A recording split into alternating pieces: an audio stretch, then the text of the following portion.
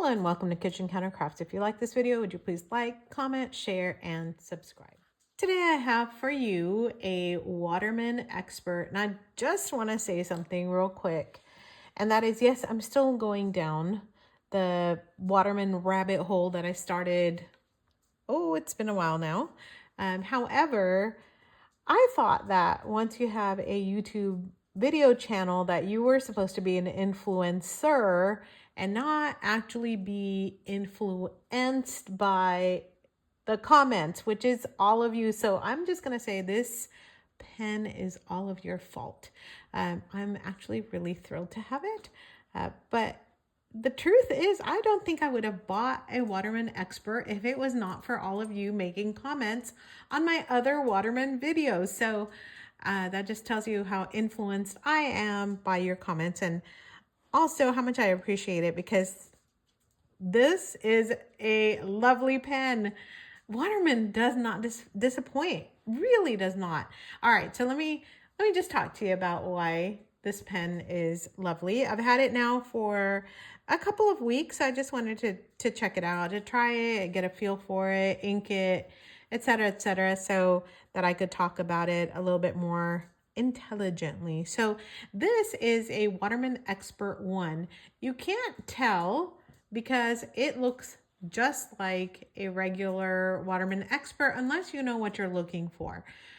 So I would be in the latter category. Did not really know exactly what I'm looking for other than a Waterman Expert. So there are Expert 1, Expert 2, and 3. This one is a Waterman Expert 1. Let me show you why. So first of all, they have this very cool looking cap, and it has this kind of, I don't know, the slanted finial on the top. The finial has a W on it. It's etched. You can barely see it. There it is.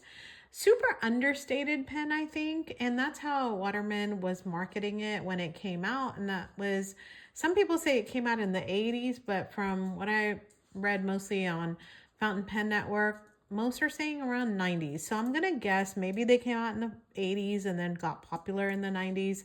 That's kind of my thought process there. But if you look at it, it's got that classic cigar shape like a Mont Blanc. And so it really is reminding me quite a bit in the black and the gold standard Mont Blanc look. I like that look. I think, especially because I go to meetings, I take lots of notes. I just always have a pen on me. I'm using pens to write with for work, for other things, for Bible studies. I don't want something flashy. I like it understated. So I was literally just looking for a Waterman Expert. And when I say looking, I was looking for the modern ones. I was looking at vintage and not really knowing what I was looking for or at. But this one has a W here, the stylized Waterman W. It's got that gap here, and with the clip that kind of widens and then narrows. It has that same Waterman W there, and then on the back it says Waterman Paris. So here's the first hallmark. Oh, and then it says made in France, and it's got a light etching right on the top of that. So the first Expert actually was made in France. I don't know if you know, but the Waterman company was sold to Sanford, and people say the quality started going down, and then it was sold to Newell Rubbermaid, and then people say that quality went down further. However, I do want to say that the Watermans I've bought, the modern ones, have been very nice, although I know that more people find the older ones to be more collectible. So just an aside.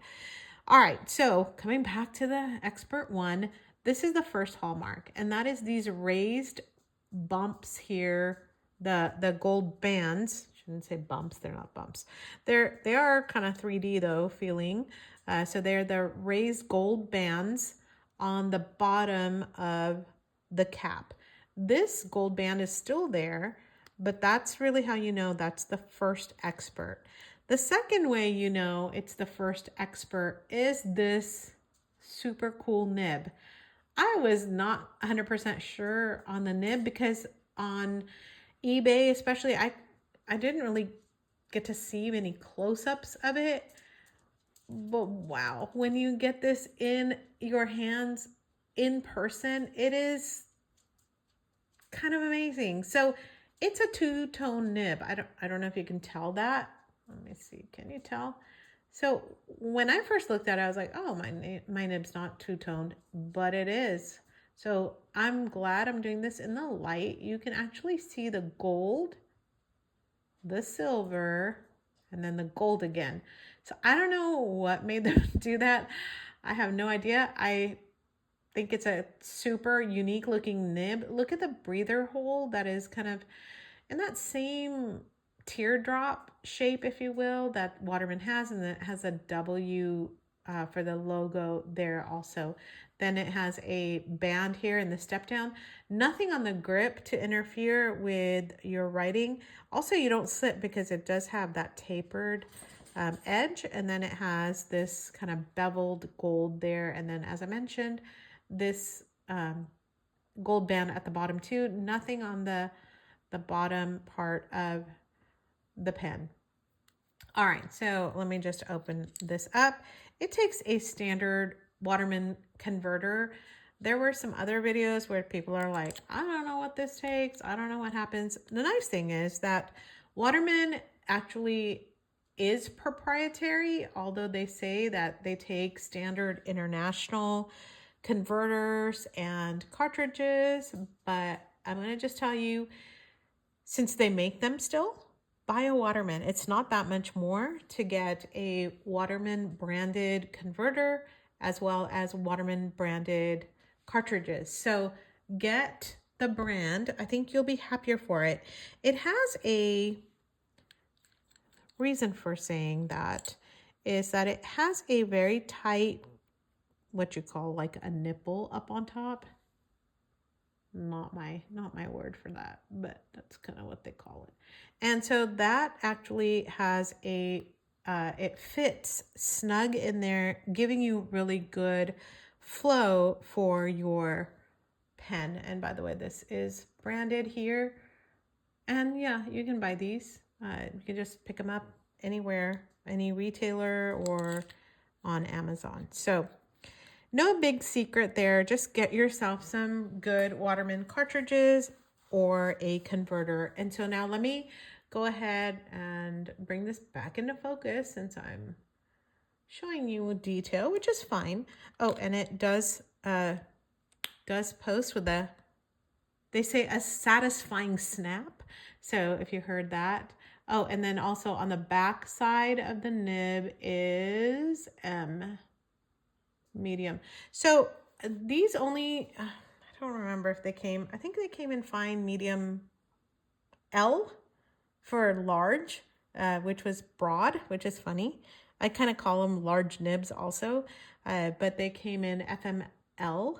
And so you can find the experts in those three sizes for the vintage ones. So again, vintage, you know, 80s, 90s, something like that. Oh, by the way, this is also, the expert one is also different from the expert 2, and then the modern day expert 3s, by the way, expert 2s were around 2000. They were brass with lacquer finish. And so what you're going to find is expert 2 and expert 3 are going to be much heavier than this one here. This one's super light, not super light, but kind of like a sailor pro gear kind of light. And so it's very nice, very, very nice. It is quality. You can tell it's a quality looking pen. And anyway, so like it very much. Snap off cap, as you can tell, it does not twist or turn or anything like that. And I'm going to do some quick measurements before I go into the writing sample because I'm like hurrying things along here. And I don't know why I'm in such a hurry. Why don't you hang out with me for a bit? All right, so that's just a little over 5. It's about 5.6 inches in length. I just grabbed my hemisphere. I'm going to do another video that compares the writing with both. If you notice, that one also has that slanted cap, but that one is quite a bit shorter than the Waterman. And also that one's heavier than this one.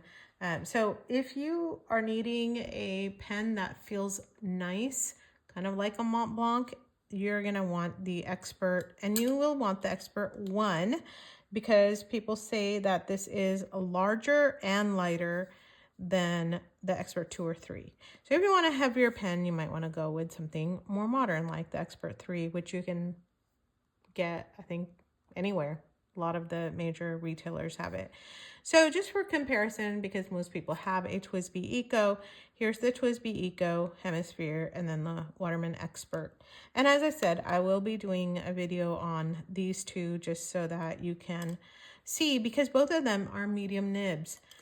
But now wait until you see the medium nib.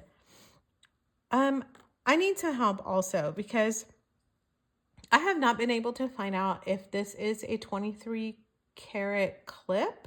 So if you know that, because I know the Karen has the 23 karat clip, I think it does. And I do believe that the nib also, because it's a two-tone, it is a 23 gold-plated nib. I could be totally wrong. If you will help me out, I would love, love, love to know what the truth is on that. So let's go ahead and do a writing sample. And so let's see, go a little bit sideways here. There we go. Okay, try not to cast shadows too much. Hang on. Much better. All right, I just had to move my camera around a little bit. It's nighttime. That happens. Get some shadows. All right, let me write here.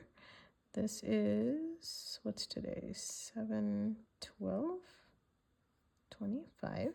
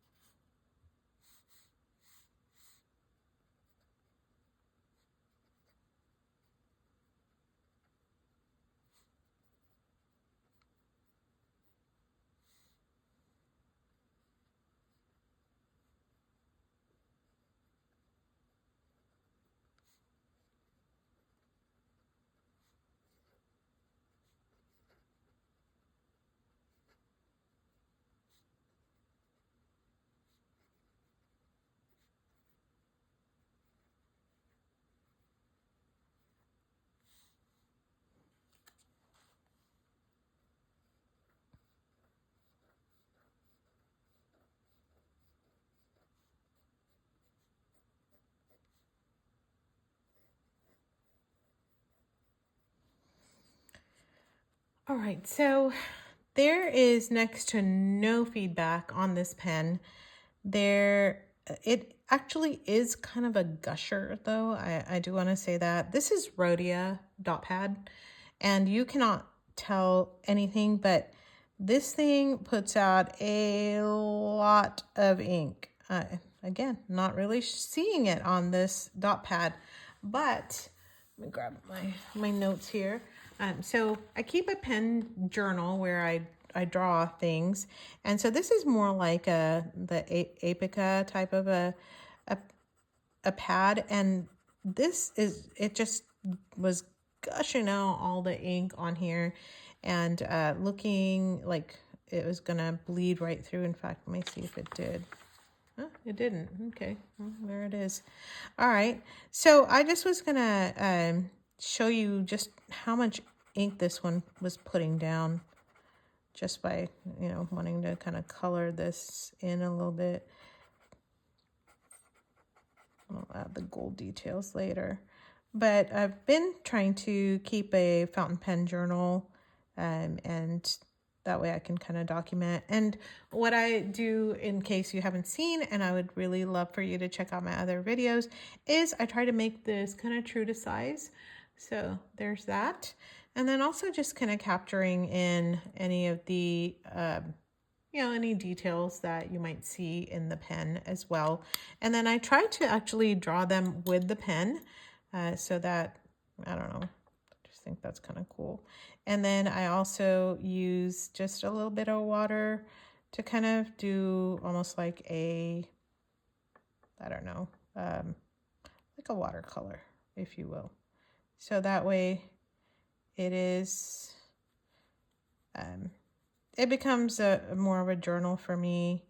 And then also has a little bit of the provenance on the pens that I am using. So it really doesn't take very long to do that. You can literally sketch the pens out and then jot down whatever else is going on. So there is the Waterman Expert.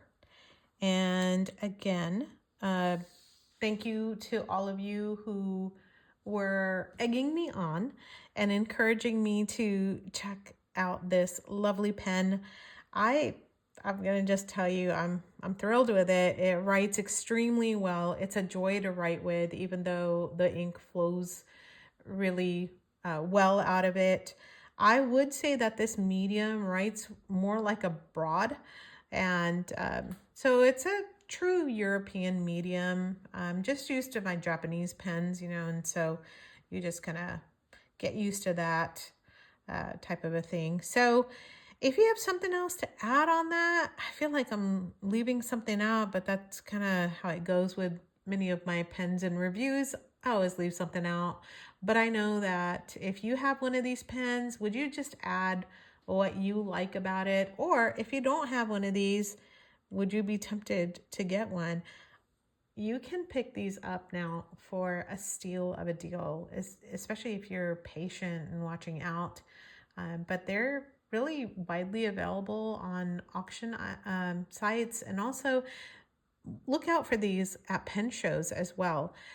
Brand new, they're around $100 US at the time of filming this video, maybe a little bit more, maybe about 120. But used, you can pretty much pick them up for about half the price. So anyway, not too shabby, right? So let me know what you think of this pen and anything else that you would like to see. Until next time, bye.